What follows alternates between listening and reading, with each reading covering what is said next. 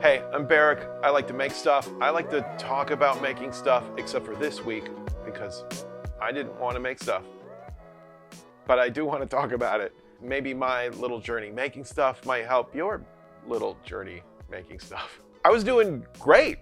I had done a couple commissions. One was a portrait of a dog, and one was of a family kind of looking out over Central Park Lake. They went great. I really enjoyed it, and I was making a video for them.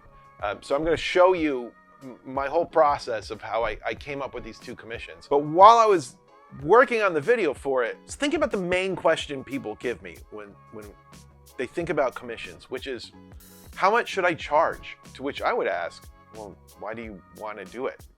Because I think that'll tell you how much you should charge. It'll tell you everything. While I was thinking about that, I hit a brick wall. I hit 10 brick walls.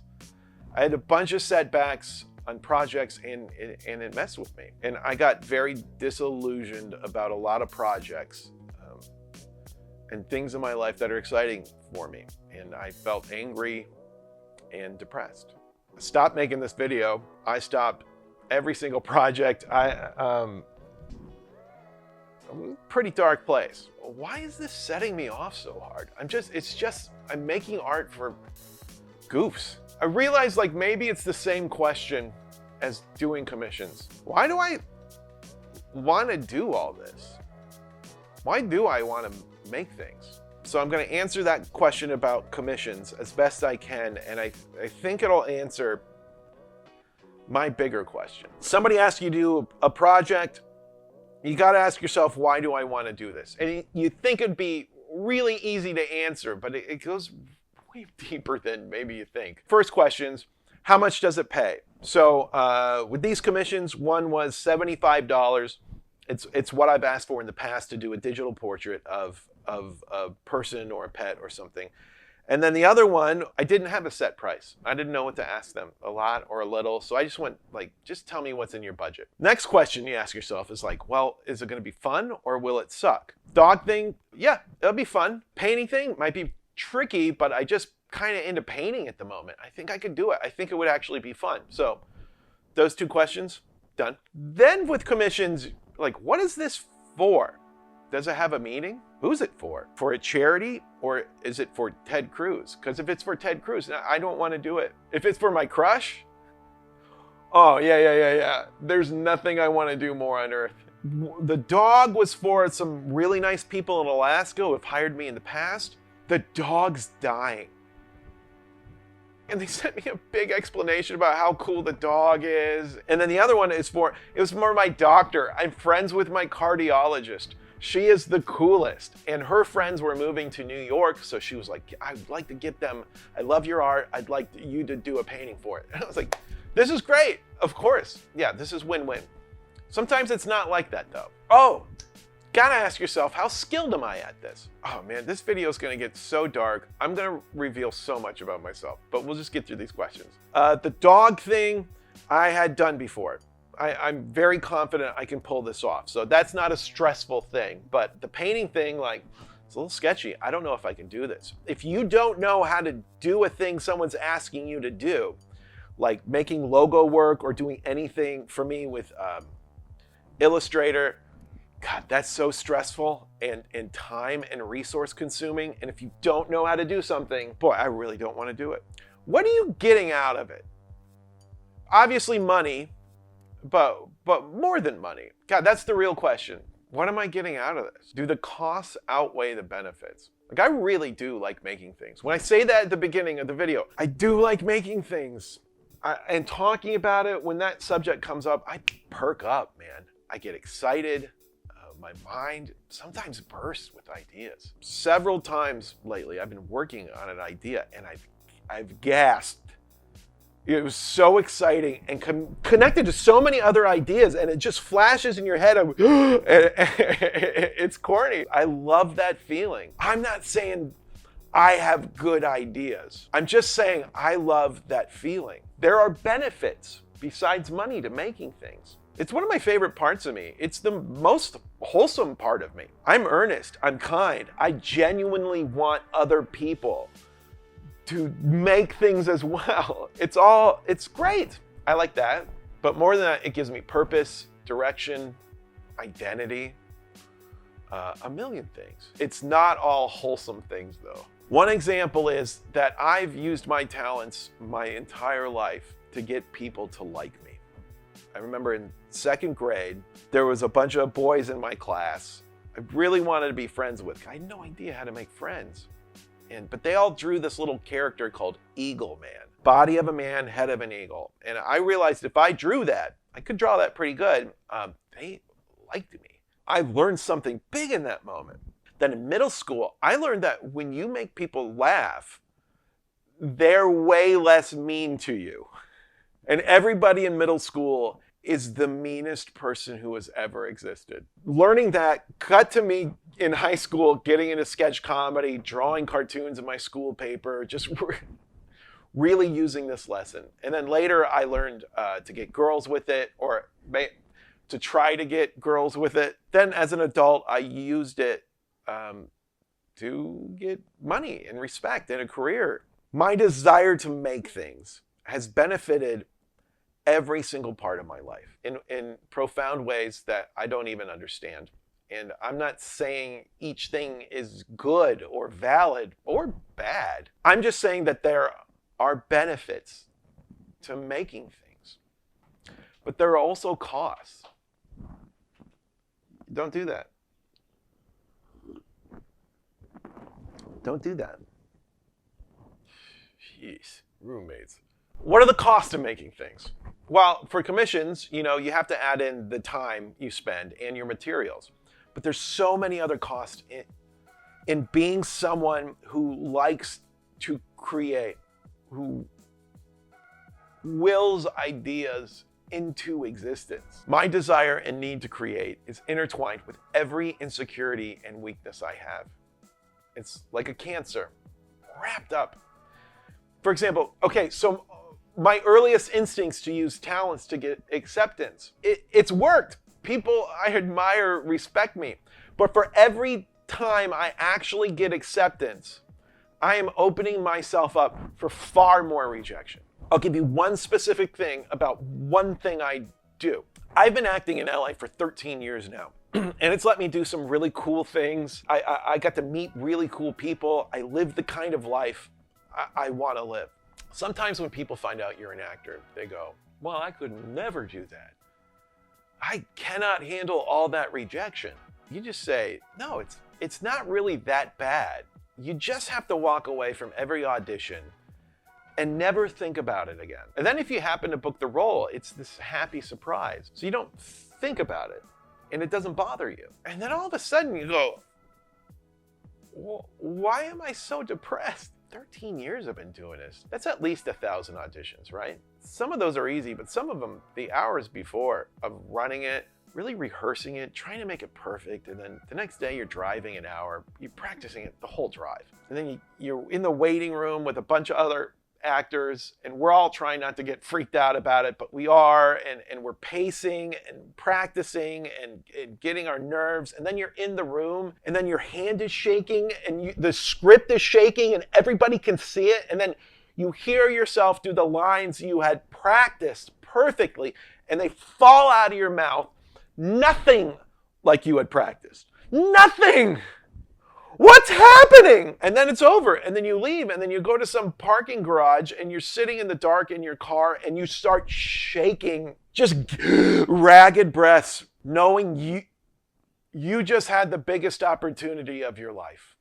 And now you're leaving and you're never going to think about it again. Because in order to save yourself from rejection, you have to embrace the fact that you were already rejected. From the moment you got the email from your agent, you were already rejected and you still went through all that work. That sounds bad mentally. And then the times you do book the job, you're shocked. Someone accepted you. But all of art is like that. All creating. Yes, there is the potential for acceptance based on what you've done, but there is the guarantee of a deeper, wider rejection. You're putting yourself out there for the world, hoping they'll accept you. And for most people who aren't the children of famous rich people. It won't happen.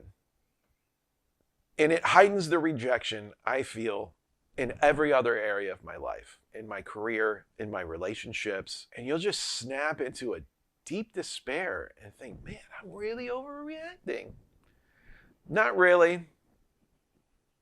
And that is just one example of a tiny slice of how making things can affect you.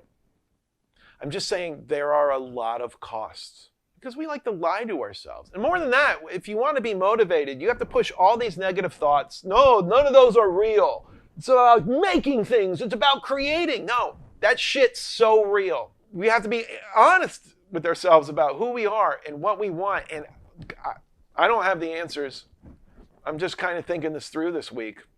Obviously, I've been talking about more than just commissions, but I still want to answer this question. Because once you figure out why you want to do something, it's easier to name a price. If you've done the math and gone, well, there's bad things, but there's also good things I really like. Yeah, I want to do it. Then money is less of an issue. I like the person it's for. It's for a good cause. I've been wanting a reason to create.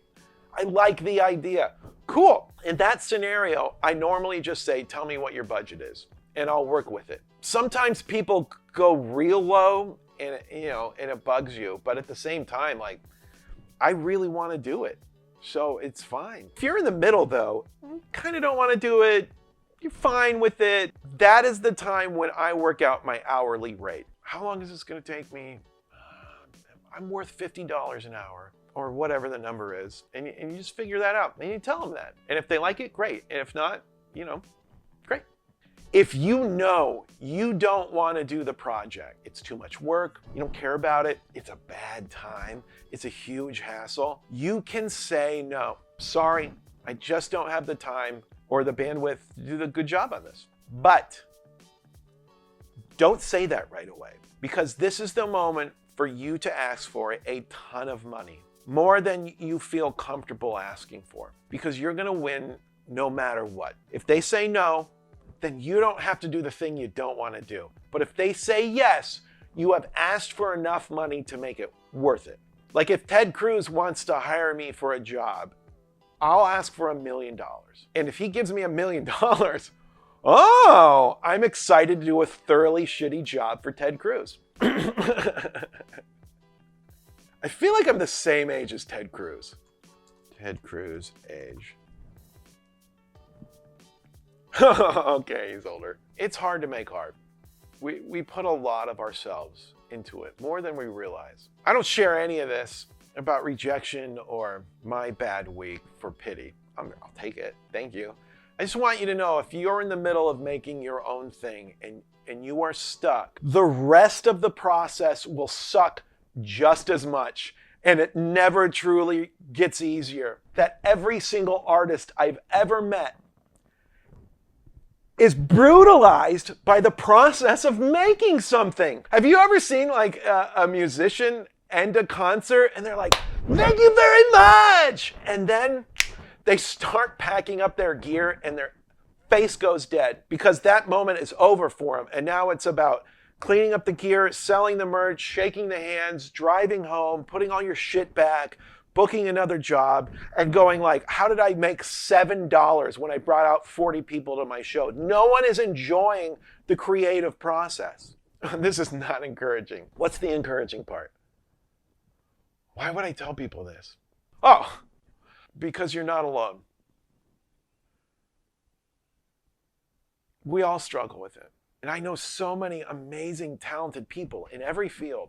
Every single one of them I talk to about this thinks they suck, and it fucks with their emotions, and they undervalue themselves on a very deep level. But they keep creating because they find that the benefits for them outweigh the costs. That's encouraging to me. I was feeling really bad, and I didn't want to make anything. And then in the middle of the night, I had this idea, and I liked it. Started writing it down. Then I had another idea. Oh, whoa, that really opens it up. And then I was just lost for about an hour. This exciting new brainstorm. I'll tell you what it is. A fun, kind of modern day film noir set in Pigeon Forge, Tennessee. which is the home of Dollywood. The lead will be Martin Starr. I forgot how much I hated art and how deeply tired and frustrated and rejected I was feeling. I have no idea if this is a good idea. It's a pretty great idea. I'm just saying, shit, man, I love making things. And I love talking about making things. I have found in my life the benefits vastly outweigh the cost. The costs hurt. The costs are real. And the bill will come due from time to time. But I just need to wait, because in time I will see the benefits. I just have to trust it. And also, this Pigeon Forge thing, balls in your court, Netflix.